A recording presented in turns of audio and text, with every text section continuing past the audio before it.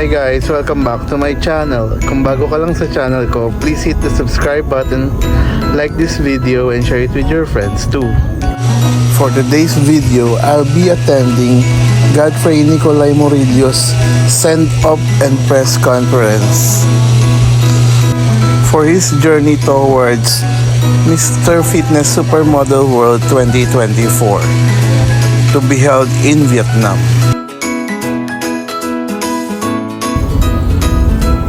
We are now entering San Juan and we're getting near to the venue, MOF Cafe. I'm now here at MOF Coffee. Ayan siya. Pasok tayo sa loob. I am now inside MOF Coffee. Ayan, this is the venue for Godfrey's send-off press conference. Ayan yung backdrop niya. And meron na tayong some media friends inside. Ayan, Sir Mikey and Maya. So again, this is the backdrop of Godfrey for his send-off press conference. He will compete at the Mr. Fitness Supermodel World 2024 in Vietnam. And here are some of our media friends. Yan, mga early birds. Sir Nolly, Miss Edge, Sir Ferdinand sa likod ni Sir Nolly. Here's Dre Arias, Mr. Tourism Culture Universe Philippines 2023. And dumating na rin si Lloyd Figueras, Mr. Teenager Universe 2024.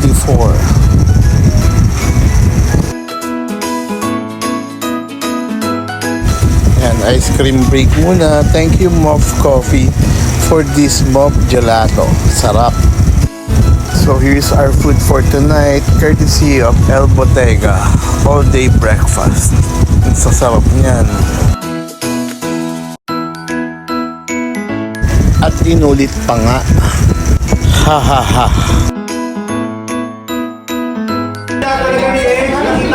Ayan, dinner daw muna bago mag-start yung program para dire-diretso.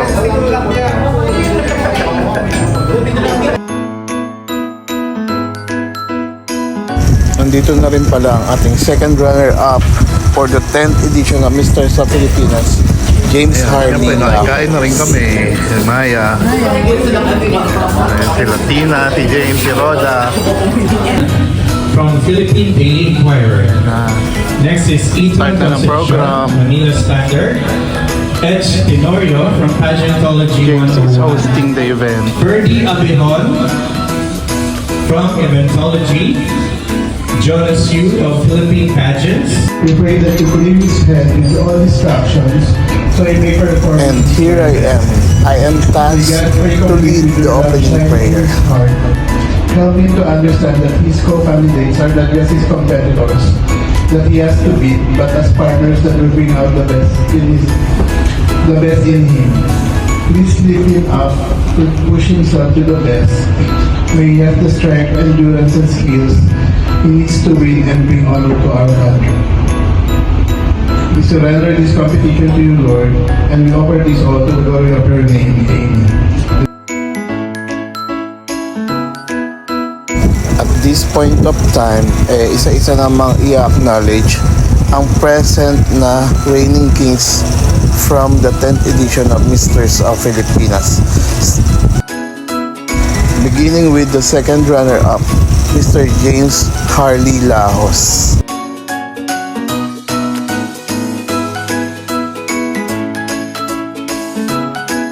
Next is Dre Arias, Mr. Tourism and Culture Universe 2023.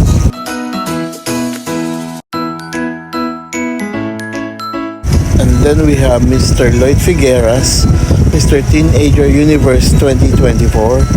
Siya ang most recent na nag-uwi ng title internationally from this batch. Mr. Godfrey Nicolay Yun na ang grand entrance, Man of the ang hour, man of the hour, Nicolay Murillo. Godfrey Nicolay Murillo, Mr. Fitness Supermodel World Philippines 2023.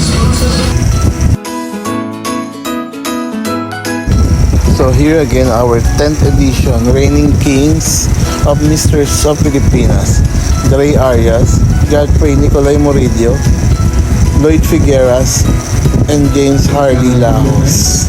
And I'm so excited to share with you Here's a some short of my message from preparation Godfrey. experience in this journey, Mr. Fitness Supermodel World 2024. We have Mr. President Carlo Hello, good evening, Moricala to deliver his welcome remarks. First time? team and even his manager si Sir Popoy. Alam ko, full force na Sir Popoy lahat ng Carlos contest dito. dito just to get the third crown for Mr. sa Pilipinas. And again, Godfrey. Peps TV, Giorgio Mercado, Acknowledging the sponsors and partners Mervin Gala, for this event. Manila Hotel, and Boy, Godfrey. Gusto ko na congratulate sa mga Well wishes for sa iyong buhay. Godfrey. Sa deserve mo ang Beginning title with na yan. James At Hardy panalo Laos. tayo sa national. Our International. Misters of Filipinas, second Yeah, runner-up. good luck. Galingan mo palagi. Nandito naman. Next to give his speech or well wish to Godfrey is Lloyd Figueras, Mr. Teenager Universe 2024. Ayan. Guys, ganito. Una-una, first of all, I'm glad na nagkita po tayo ulit. Dito naman po sa send-off party ni Godfrey. Next to give him his wishes to Godfrey is Dre Arias, Hindi ako po ata yung Misters of Filipinas Tourism and Culture Universe 2023. I've seen Godfrey po. In behalf of RJ De Vera, the reigning Manhat Star International, Lloyd will read his message for Godfrey.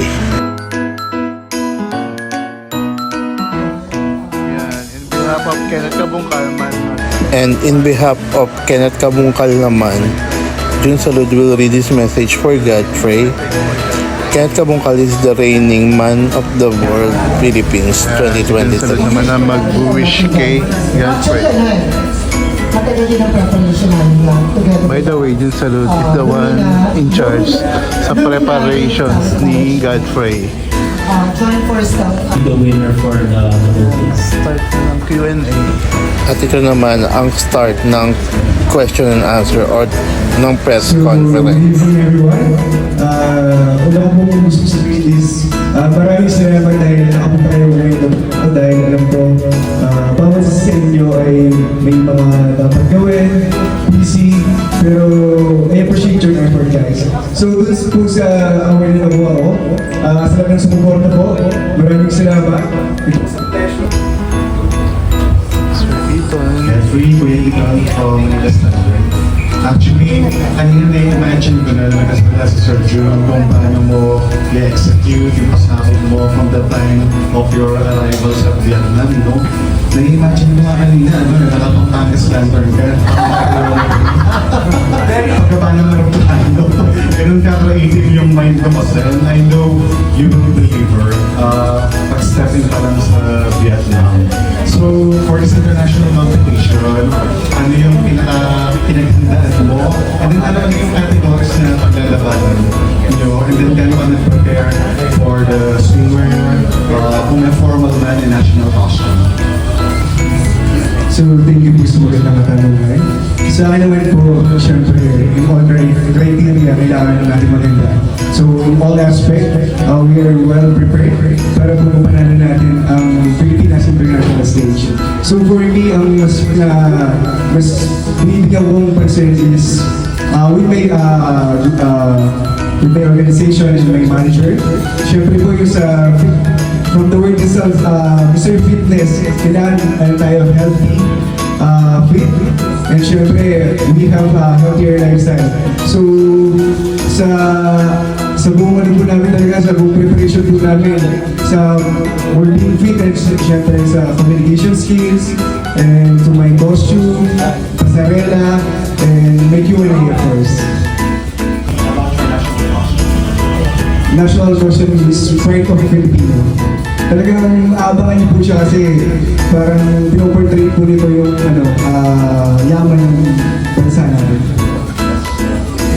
Thank you so much. Free.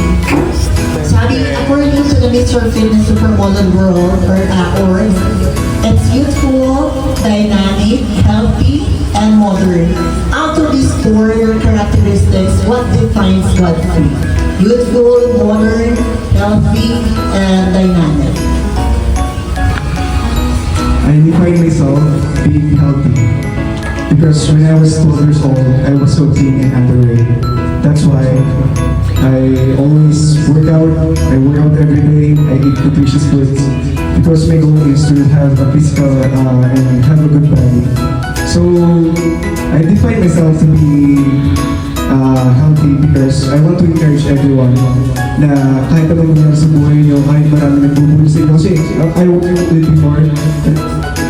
Kasi sobrang payat ko po. So I will encourage everyone na just those struggles in your life will help you to your strength and to achieve your goals. Thank you.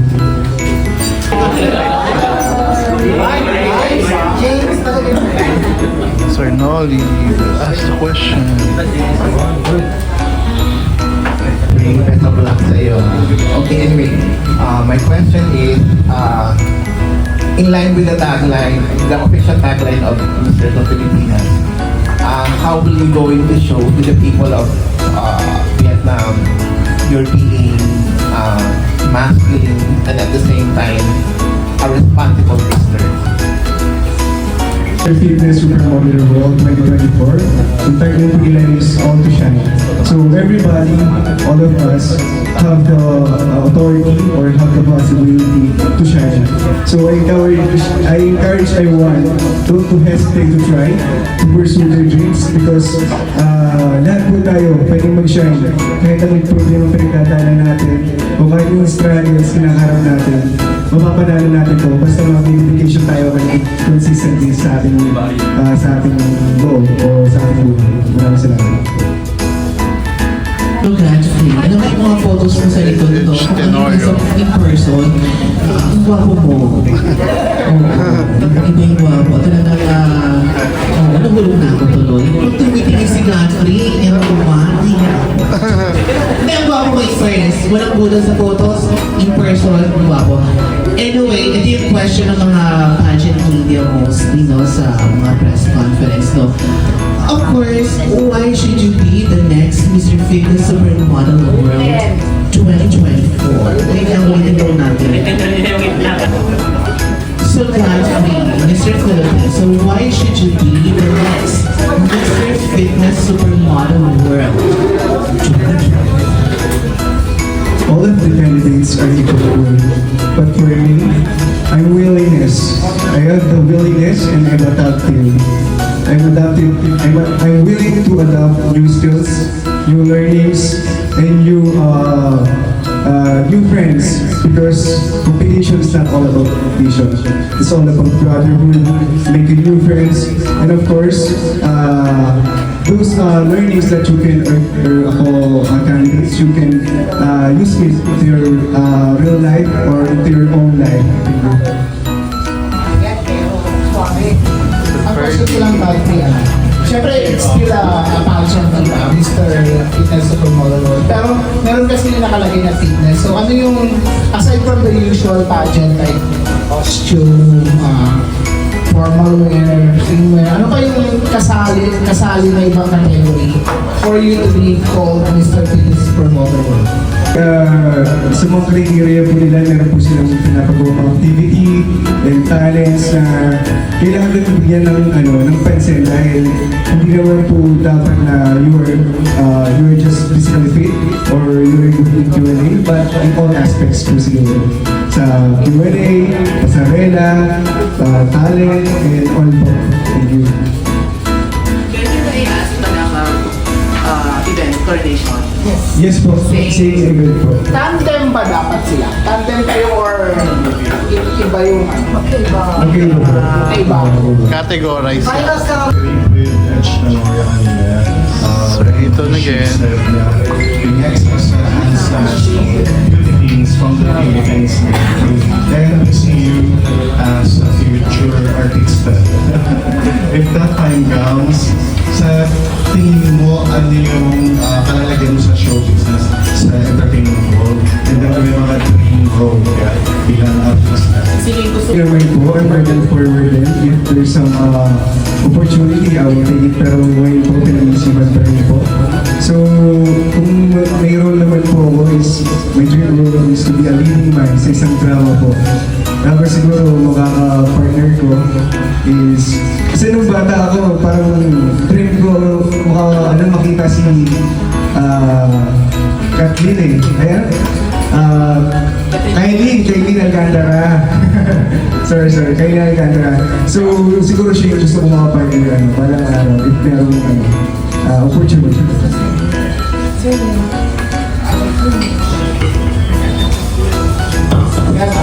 How do you define a fitness supermodel and would you consider yourself a fitness supermodel?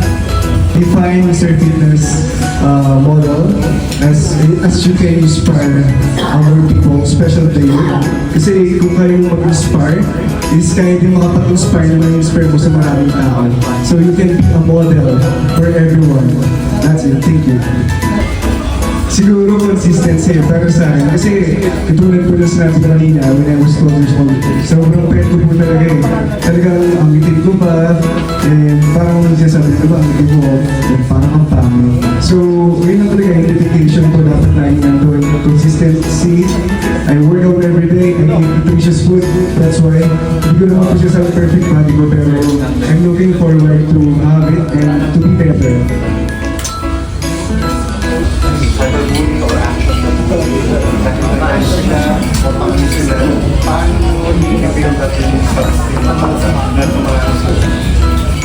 If you are dedication, you have the dedication and your willingness. Kasi kung may pangarap tayo kahit anong pagsubok pagdaanan natin, talagang i-grab natin yun. If there's an opportunity siguro, I will be inspiration. I will use this platform to be a voice for everyone. Na kahit anong problema ang pagdaanan mo, kahit anong pagsubok, talagang i-pursue lang natin yan. Huwag tayong susuko, umabot natin ang pangarap natin. Maraming salamat.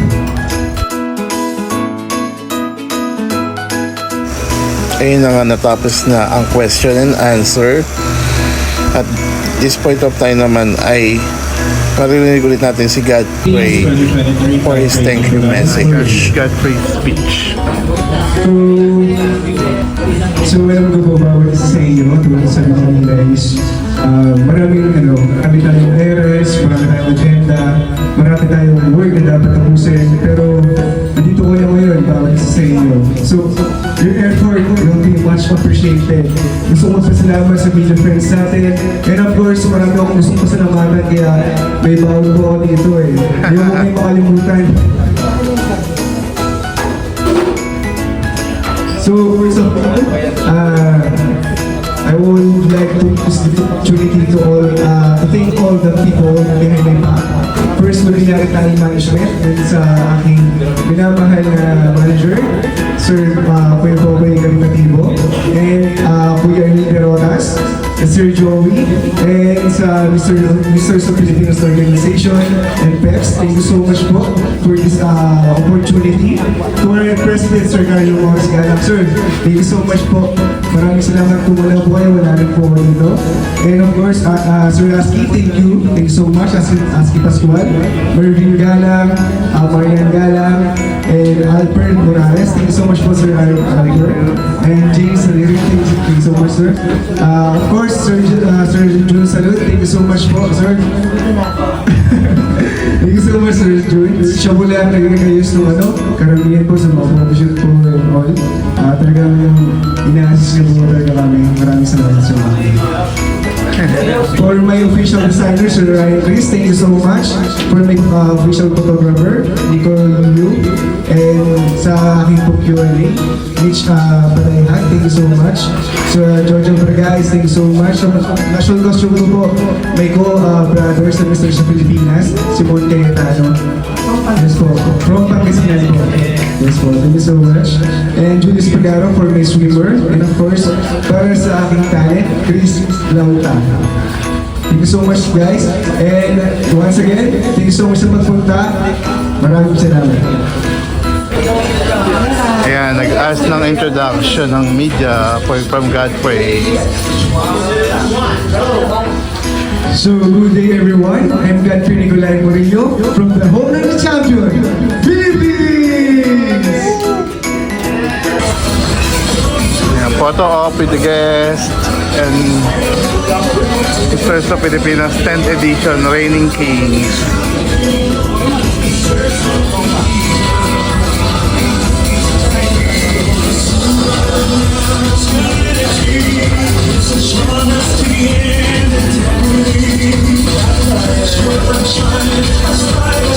Nico on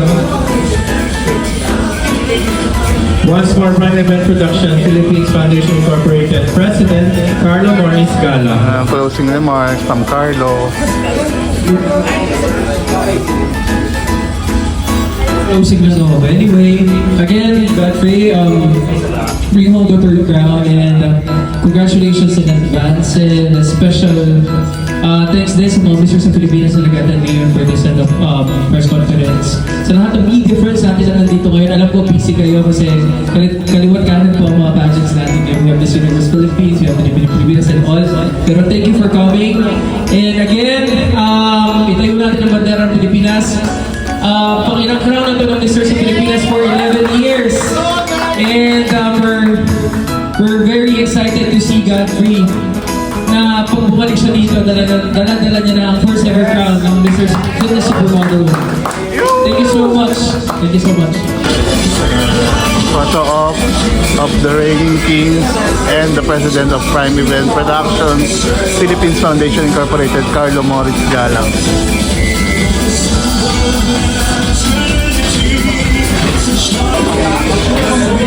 And this finally ends the program, mingling na with the media and photo op.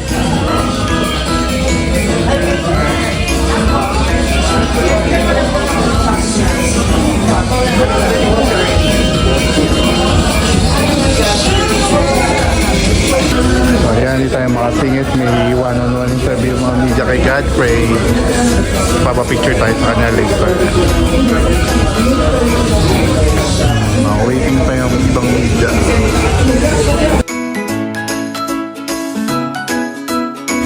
Coffee break. Ayan. Thank you Mof Coffee for this Vietnamese coffee. Ang sarap nito.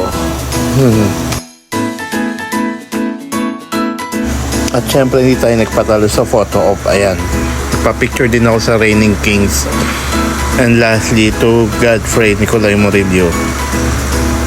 Good luck on your journey, Godfrey.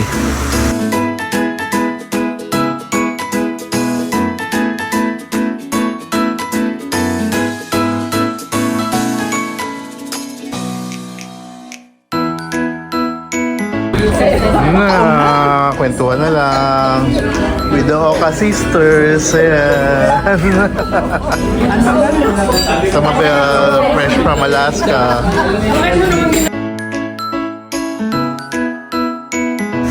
At ito, naiwan din yung iba pang Reigning Kings mingling with Sir Carlo Morris Galang. After a while, nagpaalam na rin ako at uuwi na. So, yan, nakalabas na tayo ng venue and we're on our way home now. Magte-10 na yata. And we're getting near to the house. So, dito ko na rin tatapusin ang ating video. Sa mga hindi pa nakasubscribe, please hit the subscribe button, like this video, and share it with your friends too. See you on my next vlog. Bye!